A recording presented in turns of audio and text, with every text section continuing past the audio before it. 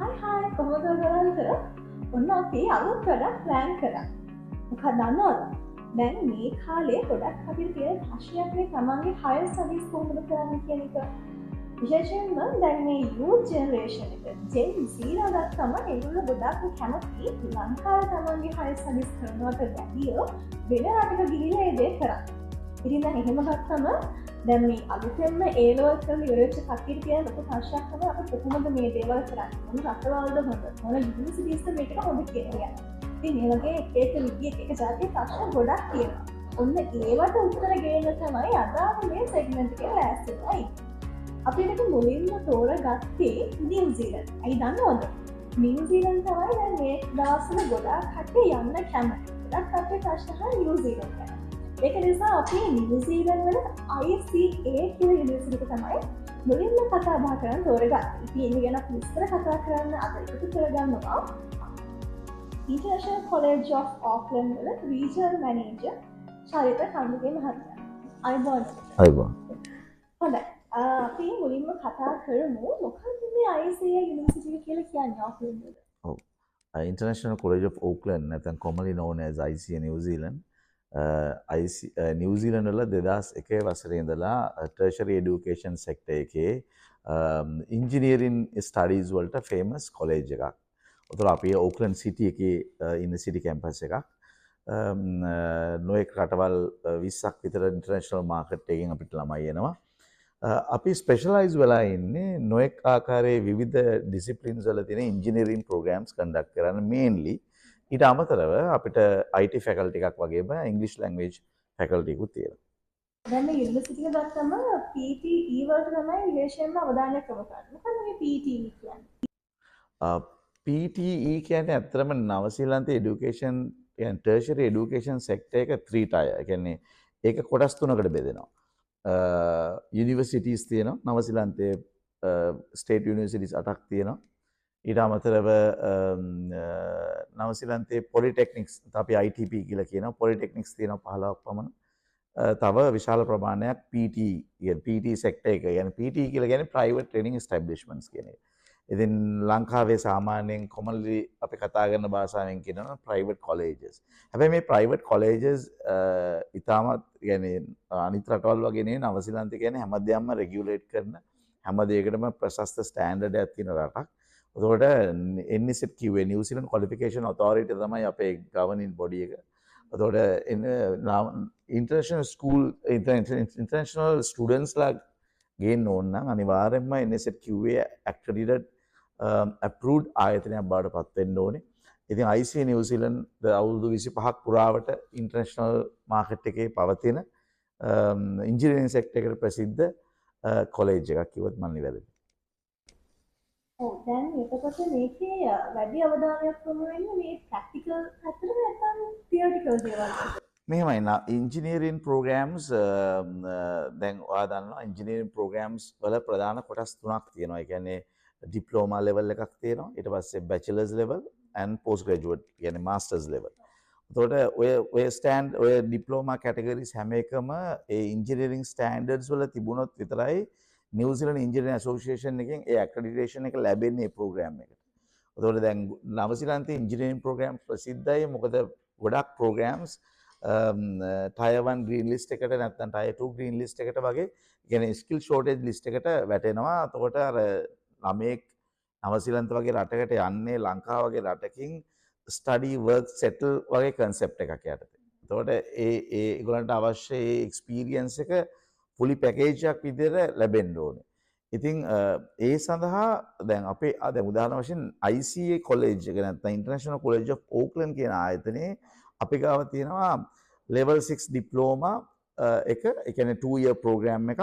ඒක දැන් නවසීලන්තයේ හැටියට level 5 කියන්නේ first year degree equivalent, level 6 කියන්නේ second year degree equivalent. එතකොට level 6 program එකක් කියන්නේ 2 year 240 credits තියෙන අවුරුදු දෙකක ප්‍රෝග්‍රෑම් එකක්. ඉතින් ওই ප්‍රෝග්‍රෑම් එක ලංකාවේ ස්කූල් ලීවර්ස්ලා පාසල් අධ්‍යාපනයෙන් පස්සේ ඇවිල්ලා වැඩිදුර අධ්‍යාපනය කරන්න නවසීලන්තයේ තියෙන ක්‍රමවේදයක්. මොකද නවසීලන්තයේ වීසා ප්‍රොසෙස් එක යටතේ ඩිරෙක්ට් බැචලර්ස් යනවා නම් ඒ වියදමයි එතකොට ඩිප්ලෝමා ලෙවල් එකකින් යන වියදම අතර ලොකු වෙනසක් තියෙනවා. ඒ වගේම දැන් සමසිලන්තයේ ඔය ග්‍රීන් සමහර ග්‍රීන් ලිස්ට් කැටගරියකට යටත් වෙලා තියෙන ප්‍රෝග්‍රෑම්ස් ඩිප්ලෝමා ලෙවල් එකෙන් ගිහිල්ලා ඒ තමන්ට අවශ්‍ය පෝස්ට් ස්ටඩි වර්ක් වීසා එක අවශ්‍ය සෙටල්මන්ට් එකට අවශ්‍ය කාරණා ඒ ප්‍රෝග්‍රෑම් එක ඇතුලින් කරගන්න පුළුවන්. ඉතින් එතකොට අඩු වියදමකින් තමන්ට ප්‍රැක්ටිකල් ඔයා කිව්ව වචනේ හරියටම හරි. මේ ප්‍රෝග්‍රෑම්ස් ප්‍රැක්ටිකල්. මේ ප්‍රෝග්‍රෑම්ස් වල අවුට්කම් මොකද නවසීලන්තේ හැම දෙයක්ම ඒ ප්‍රෝග්‍රෑම් එක ඉවර වෙලා එන අවුට්කම් එකත් එක්ක සම්බන්ධ වෙනවා. කියන්නේ බැචලර්ස් කියන්නේ පෝස්ට් ග්‍රැජුවේට් ලෙවල් එකට වඩා පල්ලෙහාන් තියෙන ලෙවල් 7 ප්‍රෝග්‍රෑම්ස් ලෙවල් 6 ප්‍රෝග්‍රෑම්ස් වල අවුට්කම් එක තමයි අපි බලන්න ඕනේ. දැන් ඔයා BSc ඉංජිනේරින් කරන්න ගියොත් ඔයාගේ පෝස්ට් ස්ටඩි වර්ක් වීසා එකේ ඉන්නේ ඉංජිනියර් කෙනෙක් විදිහට වැඩ කරන්න ඕන ඔයා. නමුත් ඔයා ඩිප්ලෝමා ලෙවල් එකට ගියාම ඔයාගේ අවුට්කම් එක වෙන්නේ ඉලෙක්ට්‍රොනික ටෙක්නීෂියන් නැත්නම් ඉංජිනේරින් ටෙක්නීෂියන් ලෙවල් එක. කියන්නේ ඒක ප්‍රායෝගිකව අලුතෙන් ශිෂ්‍යයෙකුට ගිහිල්ලා ඒ රටේ ඒ තමන්ගේ ෆුටින් එක නැත්නම් තමන්ට ඒ රටේ තමන්ගේ ඉංජිනේරු ක්ෂේත්‍රයට පිවිසෙන්න ප්‍රායෝගිකව ඇත්තටම ලේසිම විදිය. මොකද තමන් නවසීලන්ත එක්ස්පීරියන්ස් එකක් නැතුව නිව්සීලන්ඩ් වර්ක් එක්ස්පීරියන්ස් එකක් නැතුව يعني හය ලෙවල් එකකට ජොබ් එකක් පිච් කරන එක ටිකක් චැලෙන්ජබල්. ඉතින් ඒකින්ද තමයි මේ ලෙවල් 6 ප්‍රෝග්‍රෑම්ස් වල තියෙන ප්‍රැක්ටිකල් පැත්ත. ඔයා කිව්වා හරි. මේක අතිශයින්ම ප්‍රැක්ටිකල් ප්‍රෝග්‍රෑම් එකක්. දැන් මේ අනිත් රටවල් එක බලනකොට නිව්සීලන්ත වල තියෙන විශේෂත්වයක් තමයි මේ ග්‍රීන් ලිස්ට් කියන එක. දැන් ඔබ ඉස්සෙල්ලා කතා කරද්දී ඒක ගැන පොඩ්ඩක් කිව්වා. අපි තව ටිකක් විස්තර කතා කරමු. මොකක්ද මේ ග්‍රීන් ලිස්ට් එක කියන්නේ? ඔව් සෙනාර ඒ ප්‍රශ්නෙට උත්තර දෙන්න කලින් මම පොඩි ඩිස්ක්ලෝස් එකක් කරන්න. මොකද මම I am not a licensed immigration advisor. මම ඇවිල්ලා education marketing manager කෙනෙක්. නමුත් publicly available information මට share කරන්න පුළුවන්. green list එක කියන ප්‍රශ්නෙට උත්තර දෙනවා නම් green list එක කියන්නේ හිතිනවා skill shortage list එකක්. ඒකට green list කියලා කියනවා එහෙ. ඒ green list එකේ තියෙන programs වලට special privileges දෙනවා. residency ගන්න special ක්‍රමවේදයක් තියෙනවා. ඉතින් ඒවා එකිනෙකාට ආවේනික විදිහට ඇඩ්වයිස් ගන්න පුළුවන් ලයිසන්ස් ඉමිග්‍රේෂන් ඇඩ්වයිසර්ස්ලා ඉන්නවා නිව්සීලන්ඩ් වල. ලංකාවෙත් නිව්සීලන්ඩ් LIA ලයිසන්ස් තියන අය ඉන්නවා. ඒගොල්ලෝ ගාවට ගියාම ඒක දැනගන්න පුළුවන්. නමුත් ඔයා අහන ප්‍රශ්නට උත්තර දෙනවා නම් ඔයා ඇහුවා වගේම අපේ ගොඩක් ඉන්ජිනියරින් ප්‍රෝග්‍රෑම්ස් ටයර් 1 හරි ටයර් 2 හරි ග්‍රීන් ලිස්ට් එකට අයත් වෙන ප්‍රෝග්‍රෑම්ස් තියෙනවා. උතර මේ ප්‍රෝග්‍රෑම්ස් වල ඒ ග්‍රීන් ලිස්ට් වලින් ලැබෙන බෙනිෆිට්ස් අපේ ප්‍රෝග්‍රෑම්ස් වලින් ලැබෙනවා. එතකොට ඒ ප්‍රෝග්‍රෑම්ස් අපේ ඒජන්ට්ස්ලා ගාවට ගියාට පස්සේ ඒගොල්ලෝ ගාව ගොඩක් වෙලාට ලයිසන්ස් ඉමිග්‍රේෂන් ඇඩ්වයිසර්ස්ලා අනියුක්තව වැඩ කරනවා. ඒගොල්ලන්ගෙන් ඒ කැරියර් ඇඩ්වයිස් එක ගන්නත් පුළුවන්. ග්‍රීන් ලිස්ට් එකේ තියෙන වැදගත්කම තමයි දැන් ලෙවල් 6 ප්‍රෝග්‍රෑම් එකක් වෙලා පෝස්ට් ස්ටඩි වර්ක් වීසා හම්බ වෙන්නේ. එතකොට ඒකට හම්බ වෙන අනිත් රෙසිඩෙන්සි බෙනිෆිට්ස් ඒවට දෙනව නම් ඒ ඔක්කොම ඒ පැකේජස් හම්බ වෙනවා ඒ ලිස්ට් එකේ තියෙන ඒක හොඳ ප්‍රෝග්‍රෑම් එකක්. ඒක දැනට තියෙන ඩිමාන්ඩ් ප්‍රෝග්‍රෑම් එකක්. හැබැයි ඒක Tamanට කොහොමද ඒ ඇඩ්වයිස් එක ගන්න ඕනේ කියන එක ඒ අදාළ ඒජන්සි එකකට අනුබද්ධව ඉන්න ලයිසන්ස් ඉමිග්‍රේෂන් ඇඩ්වයිසර් කෙනෙක්ගේ යටතට ගිහිල්ලා එයාගෙන් තමන්ගේ කියන්නේ ස්ටඩි ප්‍රොග්‍රෙෂන් එක, කැරියර් ප්‍රොග්‍රෙෂන් එක, සෙටල්මන්ට් එකකට යන්න තියෙනවා නම් තියෙන රෙසිඩෙන්සි පාත්වය ගැන සබ්ජෙක්ට් يعني පෞද්ගලිකව දැනගන්න ඕනේ. දැන් ඊළඟට තියෙන ලොකුම ප්‍රශ්නයක් තමයි දැන් මේ යුනිවර්සිටි එකේ ඉගෙන ගන්නකොට අපිට වර්ක් කරන්න පුළුවන්ද කියන එක. පාර්ට් ටයිම් හරි වෙන්න පුළුවන්, ෆුල් ටයිම් හරි වෙන්න පුළුවන්. කොහොමද මෙහෙම වර්ක් කරන්නේ? හොඳ ප්‍රශ්නයක්. දැන් නිව්සීලන්ඩ් වල මේ නොවැම්බර් වල ඉඳලා අනිත් රටවල් වලට වඩා සතියකට පැයක් 25ක් ගන්න ශිෂ්‍යයන්ට වැඩ කරන්න පුළුවන්. එතකොට ඊට අමතරව සෙමෙස්ටර් ඉන්ටේක්ස් බ්‍රේක්ස් තියෙනවා, සෙමෙස්ටර් බ්‍රේක්ස්. ඒ බ්‍රේක්ස් කාලය තුළදී අපි කොලෙජ් එකකින් වෙනම ලියුමක් දෙනවා. ඒ කාලවලදී ෆුල් ටයිම් වැඩ කරන්න පුළුවන්. ඇත්තම කියනවා නම් ඒ ළමයින්ට තමන්ගේ වියදම බැලන්ස් කරගන්න හොඳටම ඒ රටවල තියෙන සිටුේෂන් එකත් එක්ක කරගන්න පුළුවන්. කොහොමත් ළමයෙක් මයිග්‍රේට් කරනකොට ඒ ළමයෙක්ගේ අපි ෆන් ප්ලෑන් එක ලෑස්ති කරනකොට එතරම් ඒ ළමයිගේ ඔක්කොම ඒ අවශ්‍ය රික්වයර්මන්ට්ස් අපි බලලා තමයි ළමයෙක් ඇත්තටම දැන් ඒක තමයි ඒජන්ට්ස්ලාගේ ප්‍රධාන කාර්යභාරය. ඒජන්ට්ස්ලා ළමයෙක් අපේ කොලෙජ් වලට රික්‍රූට් කරනකොට ඒගොල්ලෝ ඒ සියලු දේවල් බලලා ඒ සුදුසු කැන්ඩිඩේට්ස්ලා තමයි අපිට එවන්නේ.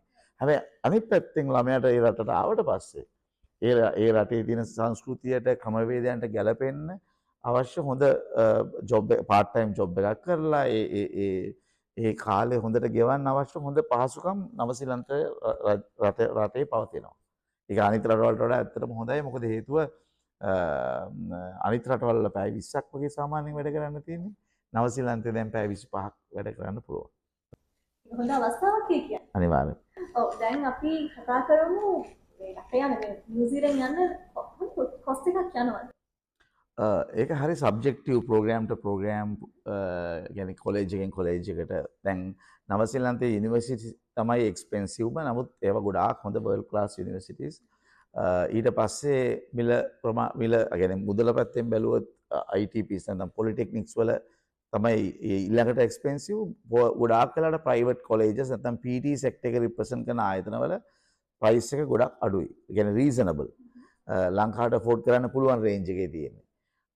ගොඩක් වෙලාට කොලේජ් එකට ඇවිල්ලා බේසික් ක්වොලිෆිකේෂන් එක අරගෙන සමහරට රෙසිඩන්ස් එක ගත්තට පස්සේ ඩොමෙස්ටික් රේට් එකට යුනිවර්සිටි එකට ගිහිල්ලා තමන්ගේ ප්‍රෝග්‍රෑම් එක ඉවර කරගන්නත් පුළුවන්.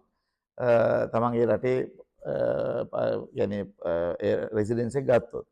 එහෙම නැත්නම් පළවෙනි අවුරුදු දෙක කොලේජ් එකෙන් ඉවර කරලා තුන්වෙනි අවුරුද්ද ඉන්ටර්නැෂනල් ස්ටුඩන්ට් කෙනෙක් විදිහට ගිහිල්ලා ඒක ඉවර කරගත්තත් ඒක කොස්ට් ඉෆෙක්ටිව් ක්‍රමයක්. ක්වොලිෆිකේෂන්ස් වල ස්ටෑන්ඩඩ්ස් කොහොමත් එකයි. එතකොට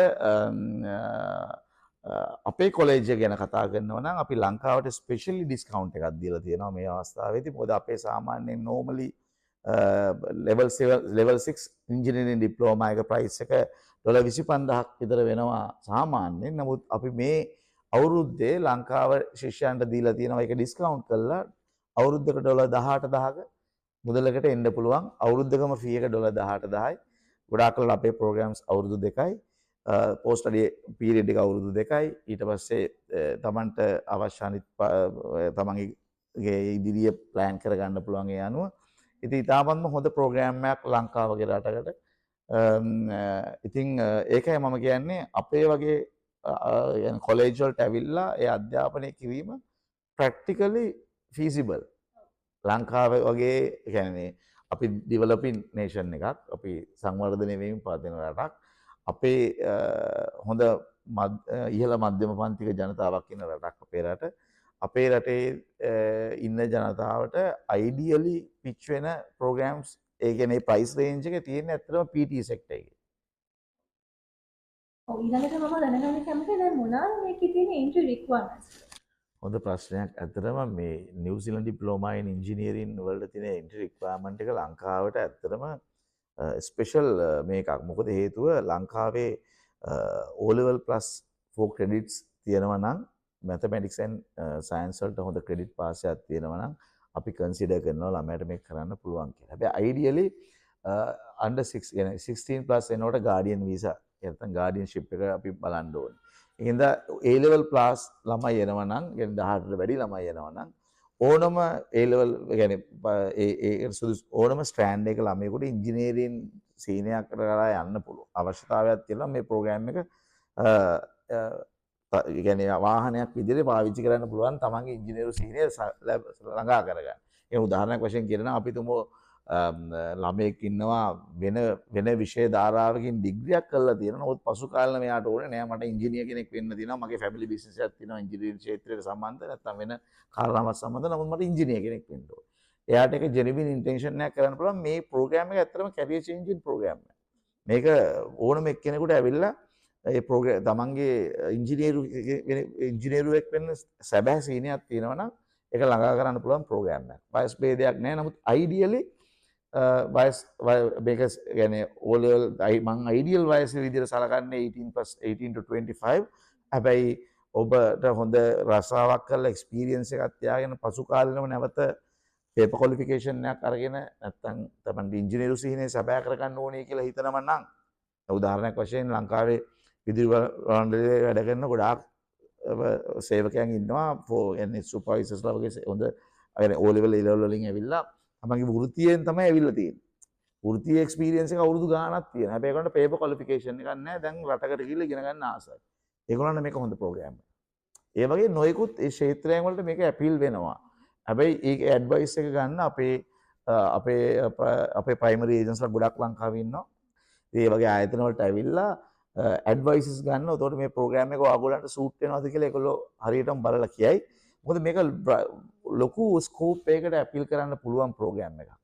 ඉතින් ඉන්ජිනියර් ඇසෝසියේෂන් එකෙන් අපි ස්පෙෂලි ක්ලැරිෆයි කරලා ගත්තේ ලෙටර් එකක් අපි ඒජන්ට්ස්ලා හැමෝටම දීලා තියෙනවා ඒකේ ස්කෝප් එක සම්බන්ධව.